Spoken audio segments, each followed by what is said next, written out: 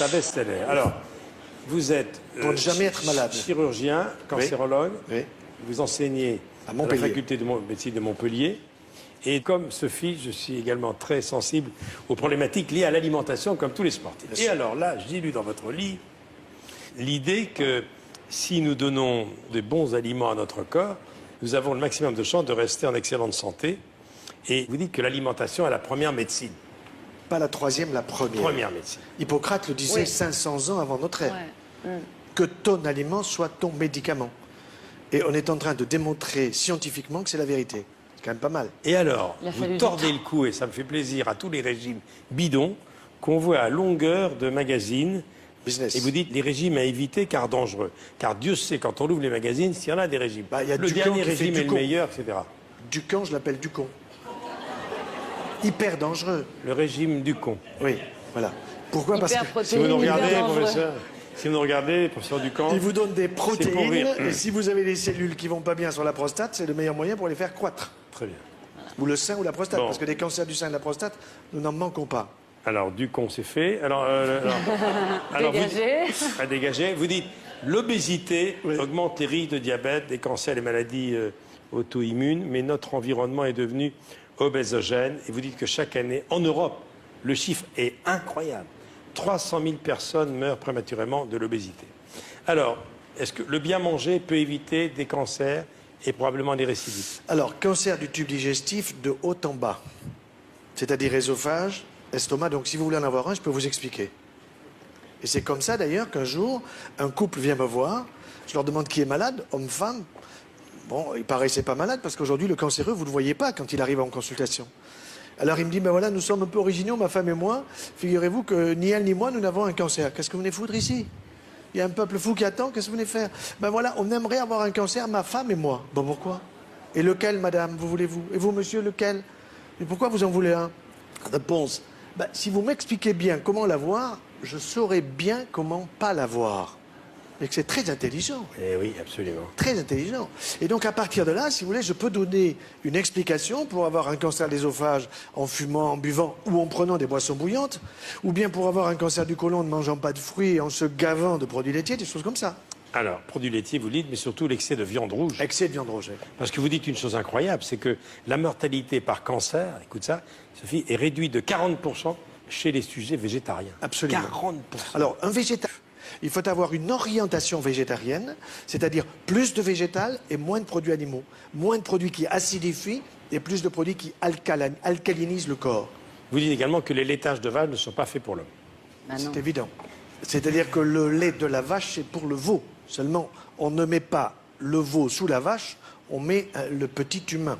Et vous savez qu'un veau, après sa naissance, il prend 365 kilos en une année. C'est-à-dire 1 kilo par jour. Alors que vous, ou moi, ou Sophie, en une année après la naissance, nous avons pris 5 kilos avec le lait de maman. C'est le meilleur. Trop de Bien. calcium dans les produits laitiers. Trop de facteurs de croissance que nous connaissons bien en cancérologie. Puisqu'en cancérologie, nous utilisons aujourd'hui des anti-facteurs de croissance. Ça veut dire qu'à la limite, on se gave de facteurs de croissance et puis ensuite, on vous dit si vous avez un cancer, on va vous soigner. Et une chose que vous dites qui est intéressante, c'est le mode de cuisson des aliments. Hein. Très important. Vapeur douce et barbecue vertical. Voilà, barbecue vertical pour que la graisse ne soit pas pyrolysée par le feu. Et ensuite, vapeur douce parce que moins de 100 degrés, 95-97 degrés, avec un appareil à un seul étage. Alors un jour, il y a une femme qui me dit, moi, vous savez, mon mari m'aime beaucoup, il m'a offert un cuit-vapeur à 3 étages. Ma voisine n'en a qu'à un seul. Ça voulait dire qu'elle était aimée 3 fois plus par son mari que l'autre. Je dis, madame, quand vous avez les 3 petits-enfants qui viennent vous voir pendant les vacances et que vous avez à leur offrir des lits superposés, celui qui pisse au lit, vous le mettez où? Alors elle réfléchit et elle me dit, je le mets en bas. Ben, bien sûr, sinon il arrose les frères. Eh bien, avec vos 3 étages, le 3, il arrose le 2, le 2, le 1. Qu'est-ce que je fais des 2 étages? Passez-les à la voisine. Les fruits frais, c'est bon? Excellent, mais bio. Mais bio de proximité. C'est J'aime bon bien pour la le Chine. vieillissement? C'est bon pour le vieillissement, pour éviter le vieillissement. Oui. Pour ne éviter. pas avoir, voilà, pour ne pas avoir trop de vieillissement et éviter l'Alzheimer. Cancer aujourd'hui, dimanche 21, c'est la journée contre la maladie de l'Alzheimer aujourd'hui. Ah oui? Nous sommes dimanche. Hein. D'accord. Ben moi, je peux aider à en avoir un. Alzheimer. Cerveau de veau, pas de problème. Vous gavez de produits laitiers. Vous voulez avoir une prostate de 100 mm, 100 cm3, vous vous gavez de produits laitiers. Il y a des hommes qui viennent à la consultation, ils me disent voilà, ma prostate, j'arrive pas à pisser, je me pisse dessus, etc. Montrez-moi, je vois le dossier, 100 cm3. Monsieur, vous avez une prostate de veau. Il faut que je vérifie, moi. Dites-moi, ok, en France, sérieusement, pour la journée d'Alzheimer qui est aujourd'hui, 855 000 personnes souffrent de cette maladie et 600 nouveaux cas par jour. Alors vous savez quels sont les premiers signes? Et ça, c'est important que nous puissions le dire aujourd'hui. Le premier signe, c'est la perte du goût et la perte de l'odorat. C'est les premiers signes d'Alzheimer? Tout à fait. Les premiers, si vous voulez, les papilles de la langue, vous les refaites tous les 10 jours. Si je les fais travailler. Ça veut dire, si dans mon palais des saveurs, qui est situé entre mes deux oreilles, je sais utiliser ce palais des saveurs en gardant les aliments, en les mastiquant, en les arrosant de salive, puisque j'arrive à fabriquer jusqu'à 1 litre de sang de salive. Or, les gens, qu'est-ce qu'ils font? Ils font comme les toutous. 1, 2, 3, 4 et ils avalent. Et la perte d'odorat est un signe également? Alors la perte de l'odorat est un signe également. Donc ce qui est important, c'est de stimuler son odorat. Et je dis aux hommes, quand vous offrez des roses à votre femme, si elles ne sont pas bio, vous êtes nuls. Parce que bio, elles sentent la rose. Vous mettez une rose non bio sous le nez et à ce moment-là, on vous dit, je ne sais pas ce que c'est, sauf si vous avez si vous la regardez. Est-ce que le stress conduit à la malbouffe? Oui, le stress conduit à la malbouffe parce que quand vous êtes stressé, vous caressez votre estomac. Alors, vous le gavez de produits que vous mastiquez pas, et à ce moment-là, vous vous retrouvez avec, évidemment, un surpoids très net. Est-ce que le petit déjeuner constitue toujours le repas le plus important de la journée?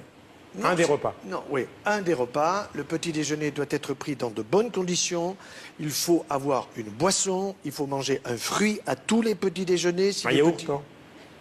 Mais non, c'est du laitage. Vous savez quand est-ce que je le prescris? Non. Vous savez quand est-ce que je le prescris? Non. Vous m'avez jamais écouté encore. La veille du départ dans l'au-delà. Le yaourt? Oui. Oh ben, on va reculer un peu. Alors. On va attendre un peu. Dites-moi, le petit déjeuner, pain grillé, miel, qu'on nous donne maintenant? Alors du thé, du thym, du romarin. Tout ça, c'est bien. Au chocolat. Oui. Bio. Bon. Et concentré. Et vous le sucrez avec du miel. Pas avec du Saint-Louis, celui-là, Saint-Louis. Du miel bio. Du miel bio, bien sûr. De chez nous, pas de Chine. D'accord. L'huile d'olive. Excellent pour la santé, parce que vous avez dedans de la vitamine E, à la fois pour la fécondité et pour éviter le vieillissement. Excellent pour la santé. Le poisson, c'est bien? Poisson, c'est bon, mais cuisson à la vapeur douce pour éliminer les métaux lourds, parce que malheureusement, les mers ne sont pas très propres. Steak frites, à éviter? 1 fois par semaine. Très bien. Comment je vous dois, docteur?